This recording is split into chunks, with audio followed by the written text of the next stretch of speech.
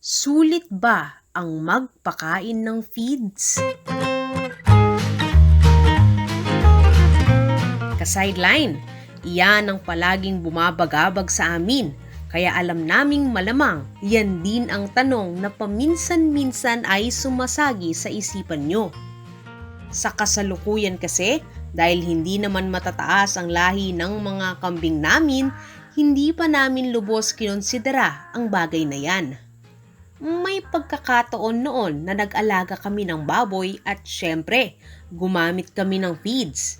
Nakita namin na tama ang karaniwang sinasabi ng mga nagbebenta ng feeds. Lalaki nang mabilis ang alaga mo. Naniniwala kami na malamang ganoon din sa kambing at maging sa manok. Dahil mabilis ang paglaki ng alaga mo, ay mas mabilis mong maibebenta.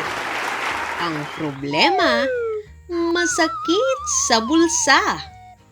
Kapag nagkamali ka pati ng kwenta ang kauuwian, kapitalista de lugi ka. Sa madaling sabi ka-sideline, super talo ka.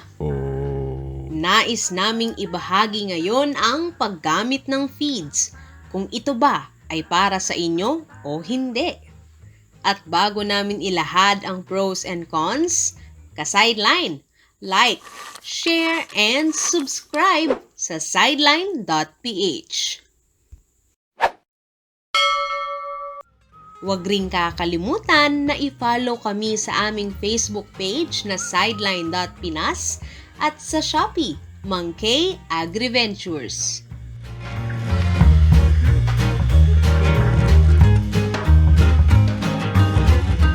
Sa palagay namin, hindi pwede ang purong feed sa kambing.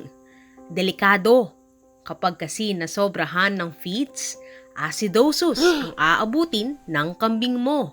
Ang karaniwang gamit kasi para makagawa ng feeds ay ang darak. Kapag nasobrahan ng grain ang alaga mo, maaari itong magka-acidosis. Ang sintomas na may acidosis ang alaga mong kambing ay bloat, kawalan ng gana, hirap sa paglalakad, pagtatae at panginginig ng laman.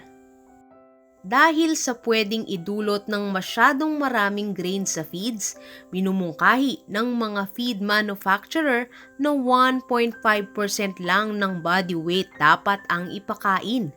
Sa aming kwenta, ang ibig sabihin nito ay 90% pa rin ng ipapakain mo dapat ay kakawate o napier grass at iba pa. Ito ang mga karaniwang pagkain ng mga kambing.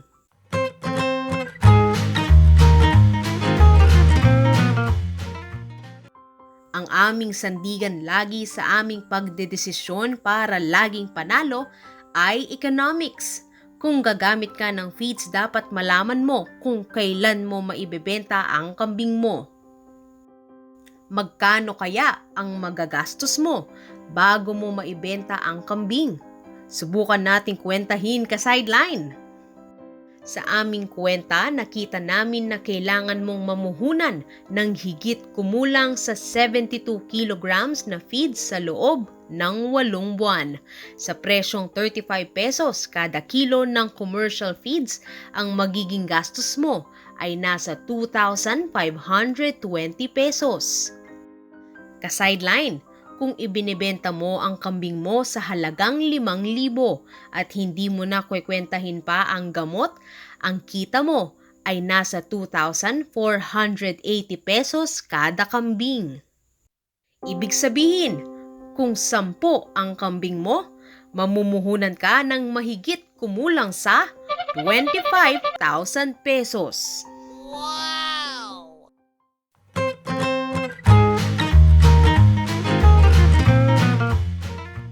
Ang sagot dito ka-sideline ay dahil sa ang kambing mo ay walang lahi o kaya naman super native. Napaka-cute at napakabagal din lumaki. Diyan na pumapasok ang dahilan kung bakit dapat magpalaki ng lahi ng kambing para mapabilis ang paglaki. Tignan nyo ka-sideline na ang assumption namin ng bigat ng kambing after 8 months old ay nasa 25 kilograms lang ang kambing nyo. Baka nga mas magaan pa dyan ang timbang kung native. Ang may lahi kasing kambing ay umaabot ng mahigit 25 kilograms sa loob lang ng 6 to 7 months. Mas mataas ang lahi, mas madaling bumigat. Kung hindi nyo pa napapanood ang tungkol sa lahi ng kambing, ang link ng video na 3-way cross ay nasa description box sa baba. Kung gusto nating maging seryoso sa goat farming, ikonsidera natin ang pagbili ng magagandang lahi.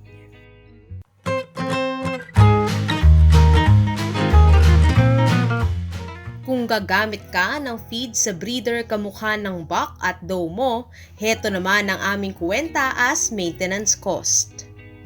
Ang ibig sabihin namin sa maintenance cost ay yung kambing mo ay ginagamit mo at wala ka namang balak ibenta. Sa timbang na 45 kilograms ng buck, ito ay kakain ng nasa 219 kilograms o higit sa 4 na sako. Malamang, nasa 7,000 ang gastos mo kada taon. Para mai-offset ang gastos mo sa buck, dapat mong i-distribute ang gastos na ito kunwari sa mga magiging supling ng buck mo. At para ma-maximize ang kapasidad ng buck mo, dapat may 20 to 25 kang inahin. Kung ang 20 mong inahin ay magkakasupling na 30, ang ipapasa mong halaga sa kambing mo ay 255 pesos. Ibig sabihin, kung ang kambing mo ay ibebenta mo ng 5,000, dapat mo nang ibenta ngayon sa halagang 5,255. Siyempre, kung gagamitin mo rin ang feeds sa doe mo, idagdag mo na rin ang gastos ng feeds doon sa ibebenta mong mga supling. Kaya kung parehas na breeder ang pinapakain mo, ipapasa mo ulit ang gastos mo sa naging anak ng doe mo.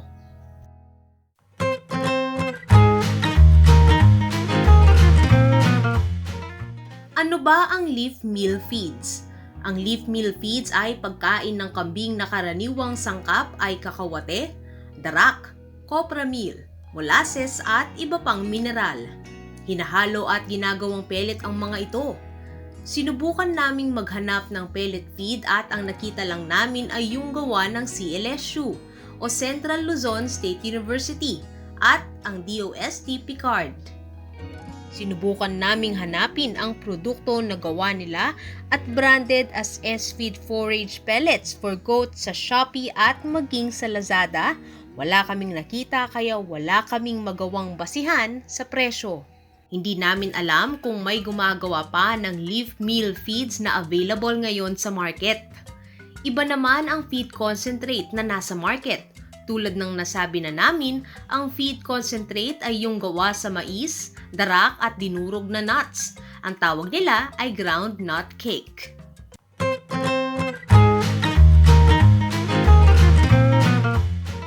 Siyempre, ka-sideline, alam na namin na gusto nyong makatipid.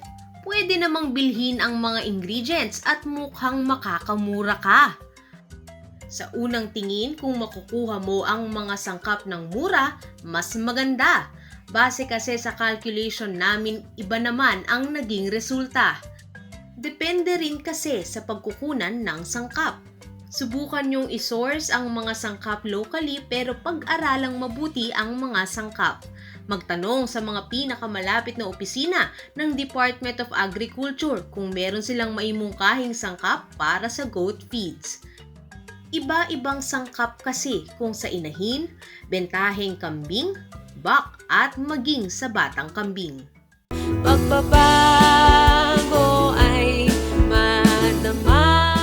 Ang palagi naming basihan ay depende sa market ng aming mga kambing. Kapag sa palagay namin kakayanin at kikita kami, bakit naman hindi? Ganoon din sa inyo ka-sideline. Huwag basta-basta lumulundag at naguhula kung tama ba na gumamit kayo o hindi. Pagtiyagaan ng mathematics kahit hirap sa calculation. bago kami magtapos, nais po naming magpasalamat sa ating mga ka-sideline na nagbigay ng kanilang kuro-kuro. Ka-sideline, huwag kakalimutan na mag-subscribe dito sa ating channel na sideline.ph. Ito po si Aga at si Mang Kay para sa sideline.ph. Kita-kits sa susunod na episode, ka-sideline!